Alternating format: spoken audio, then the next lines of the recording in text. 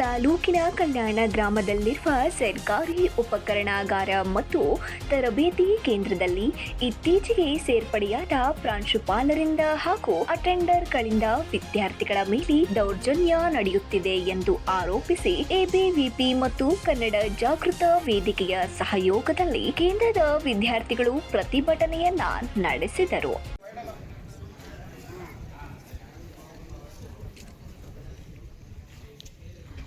ಇವತ್ತು KSLU ಸಮಸ್ಯೆ ಆಗಿದೆ ಅಂದರೆ ನಾಳೆ ಲಾ ಯೂನಿವರ್ಸಿಟಿ ಮುಂದೆ ನನ್ನ ಹಾಜರಾತಿ ಇರುತ್ತೆ. ಇವತ್ತು ಧಾರವಾಡ ಯೂನಿವರ್ಸಿಟಿಯಿಂದ ಸಮಸ್ಯೆ ಆಗಿದೆ ಅಂದರೆ ಧಾರವಾಡ ಯೂನಿವರ್ಸಿಟಿ ಮುಂದೆ ನನ್ನ ಹಾಜರಾತಿ ಇರುತ್ತೆ ವಿದ್ಯಾರ್ಥಿಗಳ ಧ್ವನಿಯಾಗಿ. ಇಲ್ಲಿ ವಿದ್ಯಾರ್ಥಿಗಳ ಧ್ವನಿಯಾಗಿ ಬಂದಿದ್ದೀನಿ ನಾನು. ಯಾರೋ ಹೇಳಿದಾರಂತ ಹೇಳಿ ಇನ್ನೊಬ್ರು ಯಾರೋ ಹೇಳ್ತಾರಂತ ಹೇಳಿ ಬಂದಿಲ್ಲ. ಏನು ಮೇಡಮ್ ನೀವು ಕರೆಸಿ ಮಾತಾಡೋದಾಗಿದ್ರೆ ಇಷ್ಟೊಂದು ಸಮಸ್ಯೆ ಇದೆ ತಾನೆ? ಸಮಸ್ಯೆ ಇದೆ ತಾನೆ ಸರ್? ಮೇಡಮ್ ನಾನು ಹೇಳೋದಕ್ಕಷ್ಟೇ ಆನ್ಸರ್ ಮಾಡಿ. ಇತ್ತೀಚೆಗೆ ಬಂದ ಉಪನ್ಯಾಸಕರ ಪಾಠಗಳು ಅರ್ಥವಾಗಲು ಕಪ್ಪವಾಗುತ್ತಿದೆ. ಈ ವಿಷಯ ಪ್ರಾಂಶುಪಾಲರ ಗಮನಕ್ಕೆ ತಂದರೂ ಅವರು ವಿದ್ಯಾರ್ಥಿಗಳದೇ ತಪ್ಪು ಎಂಬಂತೆ ಬಿಂಬಿಸುತ್ತಿದ್ದಾರೆ. ಸುಮಾರು 25,000 ವಿದ್ಯಾರ್ಥಿ ವೇತನ ಬರುವುದಾಗಿ ಭರವಸೆಯನ್ನ ನೀಡಿದ್ದರು. ಆದರೆ 1 ವರ್ಷ ಮೇಲಾದರೂ ಇನ್ನೂ ವಿದ್ಯಾರ್ಥಿ ವೇತನ ಬಂದಿಲ್ಲ ಎಂದು ಆರೋಪಿಸಲಾಗಿದೆ. ಬರ್ತಕ್ಕಂಥವ್ರು ಮಧ್ಯಮ ವರ್ಗದವರು, ಬಡ ವಿದ್ಯಾರ್ಥಿಗಳು. ಇವತ್ತು ಏನು ನನಗೆ ಇಲ್ಲಿ ಒಂದೇನೋ ಹೊಸದಾಗಿ ಅವ್ರಿಗೂ ಭರವಸೆ ಇದೆ. ಶಿಗ್ಗಾಂವಲ್ಲಿ ಇರ್ತಕ್ಕಂಥ GTTCಲಿ ಒಳ್ಳೆ ಕ್ವಾಲಿಟಿ ಎಜುಕೇಶನ್ ಸಿಗುತ್ತೆ ಅಂತ ಹೇಳಿ ಇಲ್ಲಿ ಬರ್ತಾ ಇದ್ದಾರೆ ಸರ್. ಬಿಟ್ರೆ ಅವರು ನಮ್ಗೆ ಅನಿವಾರ್ಯ ಅಂತ ಯಾರು ಬರ್ತಾ ಇಲ್ಲ.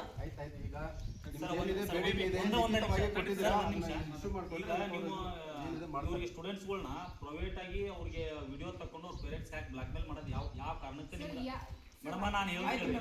ನಾಳೆ ಒಬ್ಬ ವಿದ್ಯಾರ್ಥಿ ಏನಾದ್ರು ಒಂದ್ ನಿಮಿಷ ಇರ, ನಾನು ಏನ್ ಕೇಳ್ತೀನಿ ಈಗ ವಿದ್ಯಾರ್ಥಿ ಸಮಸ್ಯೆ ಅದ, ನಿಮ್ಗೆ ವಿಡಿಯೋ ತೆಗೆದು ಅವ್ರ ಪೇರೆಂಟ್ಸಿಗೆ ಕಳ್ಸಂತ ಪರ್ಮಿಷನ್ ಕೊಟ್ಟವ್ರೆ ಅವ್ರು?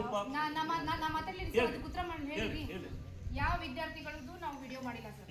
ನಾವೇನ್ ಮಾಡಿ ನಾವು ಮಾತಾಡಿದ ವಿಡಿಯೋ ಅದ ವಿದ್ಯಾರ್ಥಿಗಳ ಜೊತೆಗೆ ನಾವು ಮಾತಾಡಿದ ವಿಡಿಯೋ ಅದ.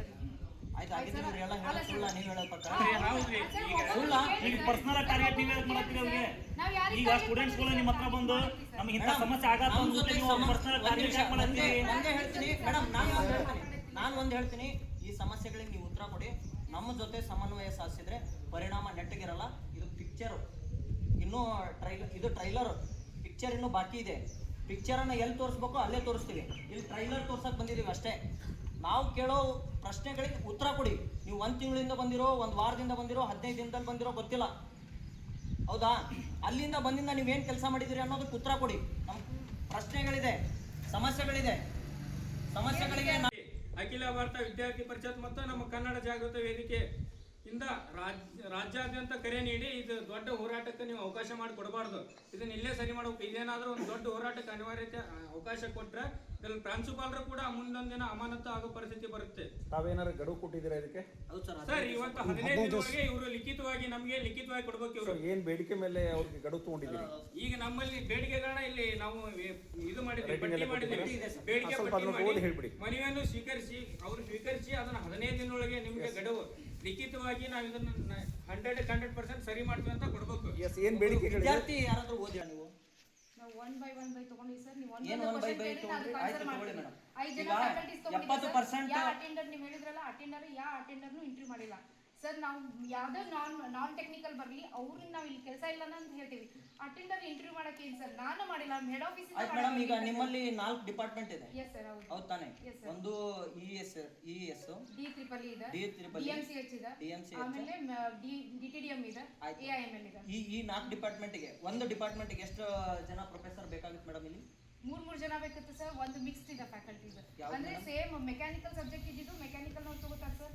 ಆ ಸಬ್ಜೆಕ್ಟ್ಸ್ ನ ನಿಮ್ಗೆ ಅದು ವರ್ಕ್ ಲೋಡ್ ತೋರಿಸ್ತೀನಿ. ನೀವು ಅಲ್ಲಿ ಕುತ್ಕೊಂಡು ಕೇಳಿದ್ರೆ ನಾನು ನಿಮ್ಗೆ ಅದಕ್ಕೆಲ್ಲ ಆನ್ಸರ್ ಮಾಡ್ತೀನಿ. ಇಲ್ಲ, ಇಲ್ಲೇ ವಿದ್ಯಾರ್ಥಿಗಳ ಮುಂದೆ ಮಾಡಿ, ವಿದ್ಯಾರ್ಥಿಗಳ ಮುಂದೆ ಮಾಡಿ. ಇವಾಗ ಏನೋ ಎಲೆಕ್ಟ್ರಾನಿಕ್ಸ್ ಇದ್ರೆ ಎಲೆಕ್ಟ್ರಾನಿಕ್ಸ್ ಫ್ಯಾಕಲ್ಟೀಸ್ ಹ್ಯಾಂಡಲ್ ಮಾಡ್ತಾರ. ಅದು CS ಕೋರ್ ಬ್ರಾಂಚ್ ಇದ್ರೆ CS ನವರು ಹ್ಯಾಂಡಲ್ ಮಾಡ್ತಾರ. ಮೆಕ್ಯಾನಿಕಲ್ ಸಬ್ಜೆಕ್ಟ್ ಇದ್ರೆ ಮೆಕ್ಯಾನಿಕಲ್ ಸ್ಟಾಫ್ ಹ್ಯಾಂಡಲ್ ಮಾಡ್ತಾರೆ.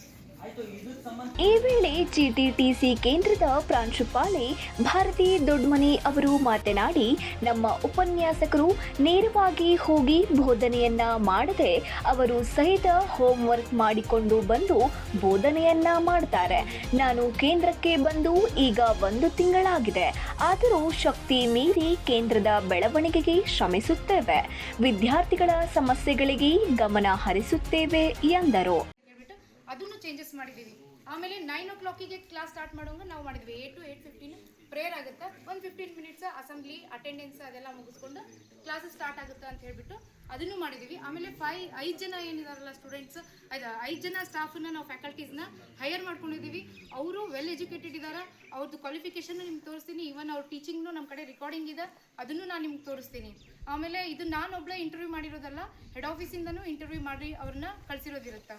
ಆಮೇಲೆ ಮತ್ತೇನಿದೆ ಅಲ್ಲ, SSP ಇಂದ ಸ್ಟೈಫಂಡ್ ಕೊಡೋದು ಗೌರ್ಮೆಂಟಿಂದ ಬರುತ್ತೆ ಸ್ಟೈಫಂಡ್. ಅವ್ರ ಜೊತೆಗೆ ನಾನೇ ಖುದ್ದಾಗಿ ಬ್ಯಾಕ್ವರ್ಡ್ ಕ್ಲಾಸಸ್ಸಿಗೆ ಹೋಗಿ ಮೀಟ್ ಆಗಿದ್ದೀನಿ.